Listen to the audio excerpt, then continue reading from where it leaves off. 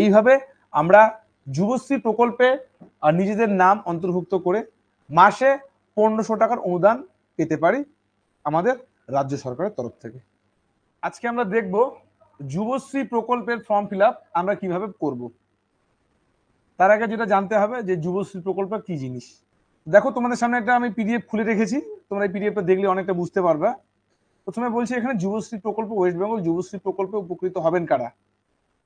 পশ্চিমবঙ্গের মুখ্যমন্ত্রী 2013 সালে এই সালে প্রথম এই প্রকল্প শুরু করেন। সে সময় প্রকল্পের নাম ছিল যুব উৎসাহ প্রকল্প 2013। পরবর্তীতে নাম পরিবর্তন করা হয়, যার নতুন নামকরণ হয় যুবশ্রী প্রকল্প। তবে আবেদনকারী অন্য কোনো সরকারি প্রকল্পের সুবিধা পেয়ে থাকলে যুবশ্রী প্রকল্পের সুবিধা পাবে না। যুবশ্রী প্রকল্প কি? কর্মহীন যুব সমাজের জন্য পশ্চিমবঙ্গ সরকার প্রতি মাসে নির্দিষ্ট অঙ্কের আর্থিক সাহায্য প্রদান করে। ওই প্রকল্পটির নাম দেওয়া হয়েছে যুবশ্রী প্রকল্প। যুবক যুবতীরা যাতে নিজেদের কর্মোদ্যোগী করে গড়ে তুলতে পারে তার জন্য এই আর্থিক সহায়তা প্রদান করা হয়। কর্মহীন যুব সমাজকে আর্থিকভাবে স্বাবলম্বী করার পাশাপাশি নতুন করে স্বপ্ন দেখাবে এই যুবশ্রী প্রকল্প।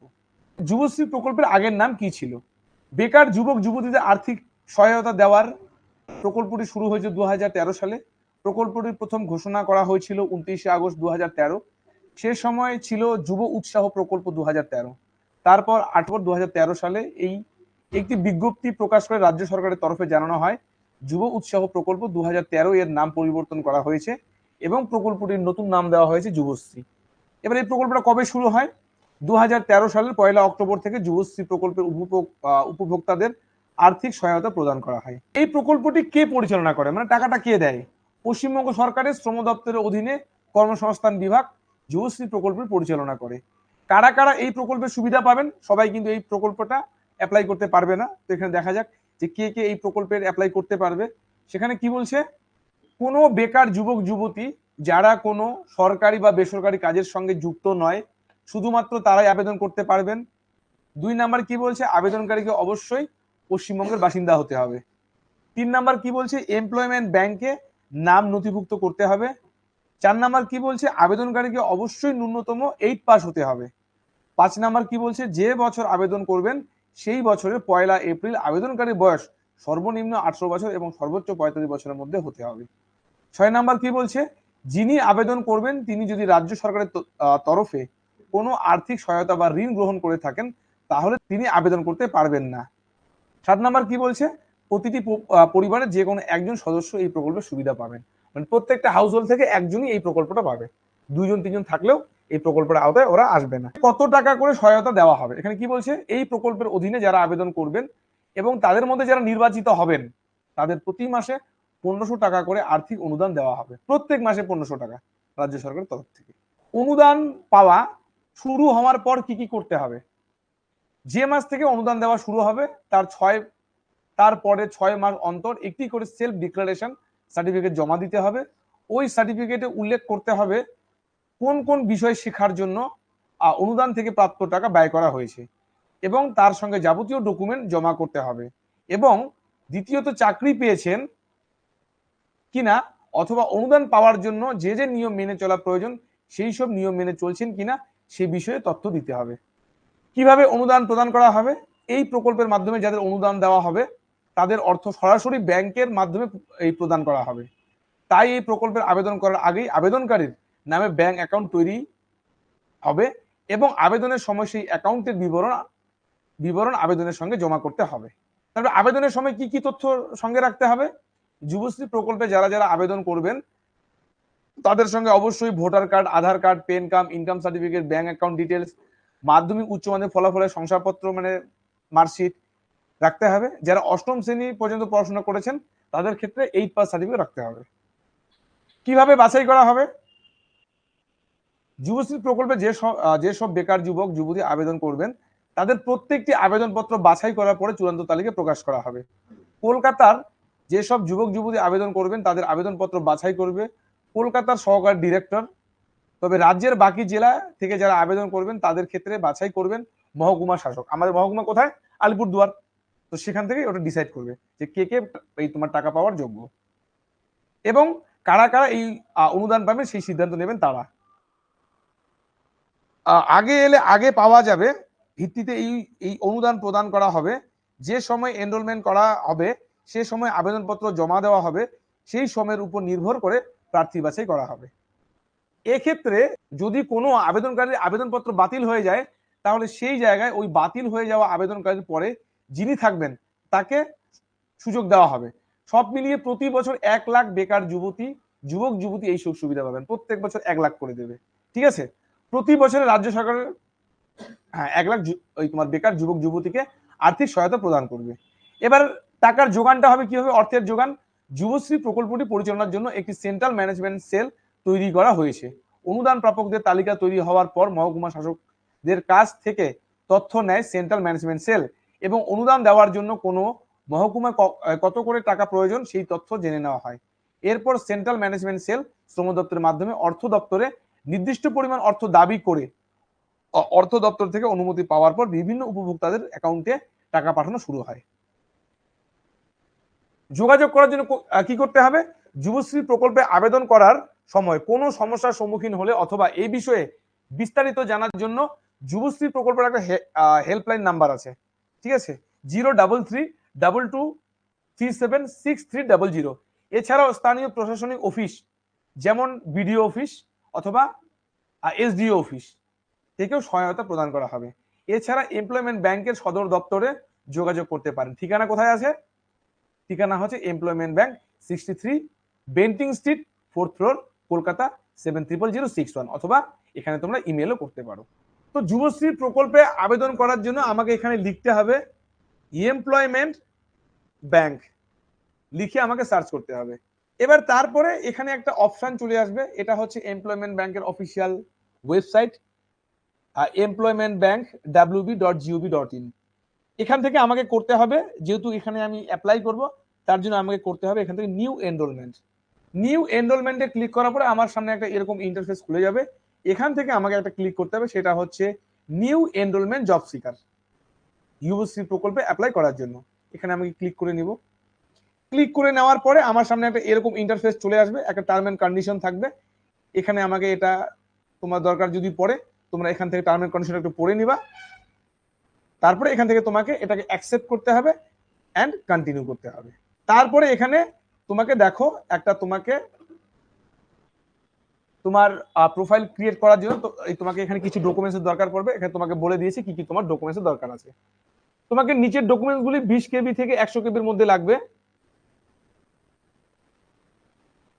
নেম, ডেট অফ বার্থ, তারপরে মাধ্যমিকের এডমিট কার্ড অথবা মাধ্যমিকের সার্টিফিকেট অথবা transfer certificate of birth certificate.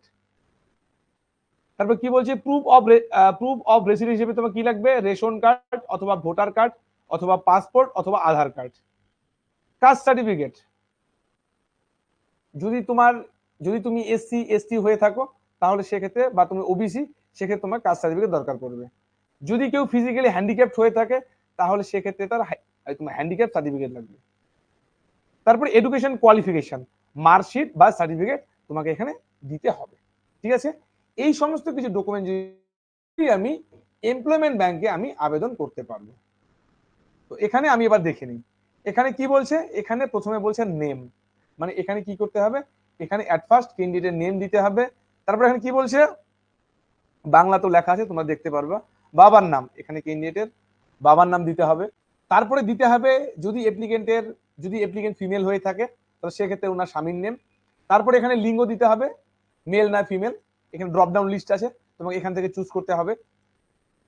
তারপর এখানে কাস্ট সার্টিফিকেট দিতে হবে, তোমার কাস্ট কি, যদি জেনারেল হও জেনারেল, যদি এসসি এসটি হও তাহলে সেটা তোমাকে দিতে হবে, যদি ওবিসি হও তাহলে তোমাকে এখানে ওবিসি চুজ করতে হবে।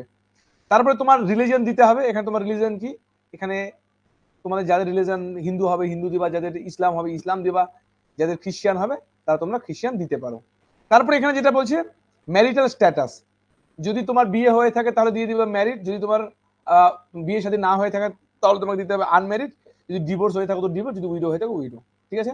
তো এখানে আমাদের বেশিরভাগ ক্ষেত্রেই আমাদের আনম্যারিড হবে, এখান থেকে তোমরা চুজ করে নিবা। তারপরে কি বলছে? এখানে তোমাকে দিতে হবে ডেট অফ বার্থ, এটা হচ্ছে ডেট দিতে হবে, এখান থেকে তোমাকে ডেট চুজ করতে হবে, এখান থেকে তোমাকে মান চুজ করতে হবে, এখান থেকে তোমাকে তোমার সাল চুজ করতে হবে। এখানে দেখো নিচে ফরম্যাটটা দেওয়া আছে DDMMYY, মানে আগের ডেট তারপরে মান্থ, তারপরে ইয়ার। তারপরে এখানে কি বলছে যে তুমি কি প্রতিবন্ধী, যদি হ্যাঁ হও তাহলে ইয়েস, আর যদি না হও তাহলে না। যদি এখানে অ্যাপ্লিকেন্ট যদি ইএক্স সার্ভিসম্যান হয়ে থাকে তাহলে সেক্ষেত্রে তোমাকে ইয়েস দিতে হবে, আর যদি না হয়ে থাকো তাহলে নো দিতে হবে। এখানে বেশিরভাগ ক্ষেত্রে নো হবে, তোমরা নো রেখে দিবা। তারপর কি বলছে এখানে তোমাকে তোমার পোস্টাল অ্যাড্রেস, তোমার সম্পূর্ণ ঠিকানা দিতে হবে, তোমার এখানে ভিলেজ লিখতে হবে, পোস্ট অফিস দিতে হবে। তারপরে এখানে তোমার স্টেট, তোমার রাজ্য অটোমেটিক চুজ করাই থাকবে। তারপর তোমাকে এখান থেকে তোমার জেলা চুজ করতে হবে, এখান থেকে তুমি তোমার জেলা চুজ করে নেবা, তোমার যে জেলাটা হবে। তারপরে এখান থেকে তোমাকে তোমার সাব ডিভিশন চুজ করতে হবে, আলিপুরদুয়ার আমি চুজ করে দিলাম। তারপরে এখানে তোমাকে ব্লক চুজ করতে হবে, এখানে অনেক ব্লকের লিস্ট থাকবে, এখান থেকে তোমাকে তোমার ব্লক চুজ করতে হবে। ব্লক চুজ করার পর তারপরে এখানে তোমাকে তোমার পিন কোড দিতে হবে, তোমার যে মানে পোস্টাল কোড আছে সেই কোডটা তোমাকে দিতে হবে। তারপরে এখানে কি বলছে সিলেক্ট এক্সচেঞ্জ, তোমাকে এখানে তোমার এক্সচেঞ্জ অফিস চুজ করতে হবে। তো আলিপুরদুয়ার এক্সচেঞ্জ অফিস পড়বে তোমার ডি আলিপুরদুয়ার, এটাকে চুজ করতে হবে।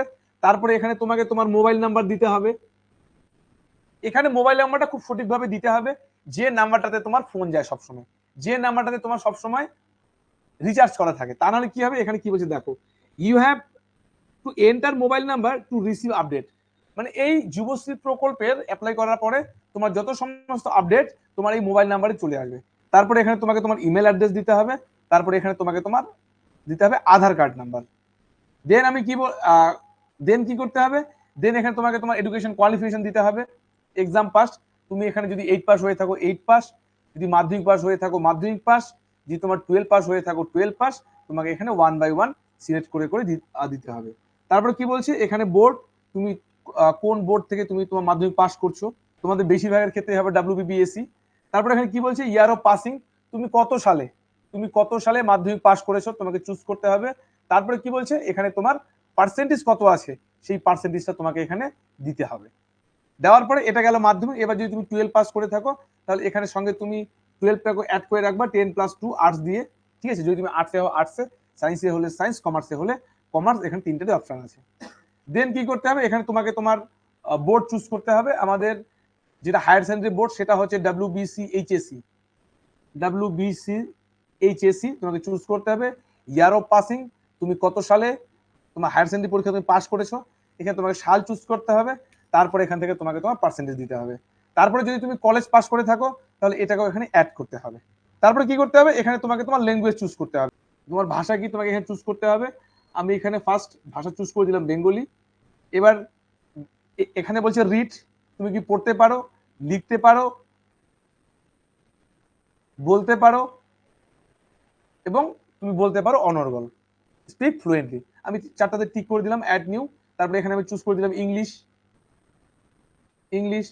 হ্যাঁ আমি পড়তে পারি, লিখতে পারি, বলতে পারি এবং ফ্লুয়েন্টলি বলতে পারি, ঠিক আছে। তারপরে আমি দিলাম এখানে অ্যাড নিউ, আমি আরেকটা ভাষা চুজ করে দিলাম। আমি আর কোন ভাষা পারি, আমি সাপোজ দিয়ে দিলাম হিন্দি।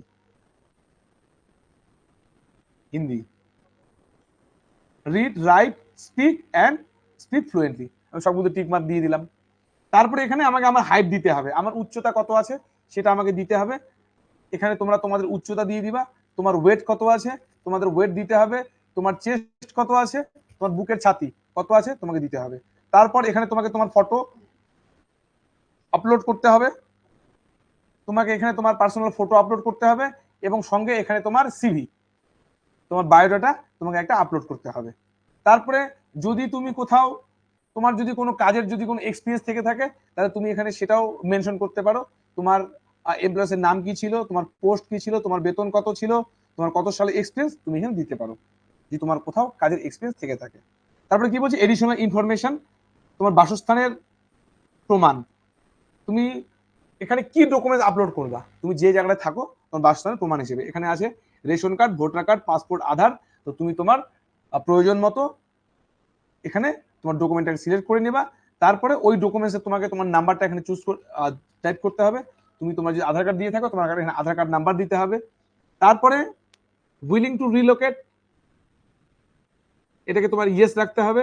তারপরে ওয়েদার বিপিএল, যদি তুমি বিপিএল হয়ে থাকো তাহলে ইয়েস হবে, যদি তুমি না হয়ে থাকো তাহলে নো হবে। এখানে দেখো অপশন আছে ইয়েস অর নো। তারপর যদি আর কোনো তোমার যদি কোনো এডিশনাল ইনফরমেশন থাকে তাহলে তোমাকে দিতে হবে। দিয়ে এখানে যেটা করতে হবে, এখানে যে আছে ক্যাপচা, এটা তোমাকে এখানে সিকিউরিটি কোড তোমাকে সেম টু সেম ভাবে এটাকে এখানে টাইপ করতে হবে। টাইপ করে দুটো এখানে টিক মার্ক দিতে হবে টার্ম এন্ড কন্ডিশনে, বা আরেকটা আছে তোমার ডিক্লারেশন করে তোমাকে সাবমিট করতে হবে। তাহলেই তোমার যুবশ্রী প্রকল্পে তোমার এখানে সাবমিট হয়ে যাবে। যখন তোমার সাবমিট হয়ে যাবে, সাবমিট হয়ে যাওয়ার পরে তুমি যে মোবাইল নাম্বারটা দিয়ে এখানে সাবমিট করেছো সেই মোবাইল নাম্বারে তুমি তোমার ফার্দার ইনফরমেশন পেয়ে যাবা। এবং তোমাকে আরো যদি ডিটেলস তোমাকে জানতে যদি হয়, তোমার নিয়ারেস্ট এমপ্লয়মেন্ট ব্যাংক তুমি সেখানে গিয়ে কন্ট্যাক্ট করতে পারো যে তুমি কবে থেকে তোমার টাকাটা পাবা নাকি তুমি পাবা না। তোমার ডকুমেন্টসে যদি কোনো কোথাও ভুল থেকে থাকে তাহলে সঙ্গে সঙ্গে ওরা বলে দিবে, তুমি সেখান থেকে আপডেট করে দিতে পারবা। তো এইভাবে আমরা যুবশ্রী প্রকল্পে নিজেদের নাম অন্তর্ভুক্ত করে মাসে 1500 টাকার অনুদান পেতে পারি আমাদের রাজ্য সরকারের তরফ থেকে। তো এইভাবে তোমরা তোমাদের যুবশ্রী প্রকল্পে যাদের যাদের 18 বছর হয়েছে তোমরা এভাবে তোমরা এখানে অ্যাপ্লাই করতে পারো। তারপরে কি হবে, যখন অ্যাপ্লাই হয়ে যাবে তোমার এখান থেকে তুমি ডিরেক্টলি তোমার একটা আইডি পাসওয়ার্ড থাকবে, তুমি এখান থেকে লগ ইন করে তুমি তোমার প্রোফাইলটা চেক করে দেখে নিতে পারবা। তারপরে এখান থেকে তুমি বিভিন্ন চাকরির নোটিফিকেশন পেয়ে যাবা, জব সিকার্স, তোমার যা যোগ্যতা আছে সেই যোগ্যতা অনুযায়ী তুমি কি কি জব পেতে পারো। যেটা যেটা কিনা আগে ছিল এক্সচেঞ্জ অফিস আমরা বলতাম আগে, এখন সেটাই হয়েছে যুবশ্রী প্রকল্প।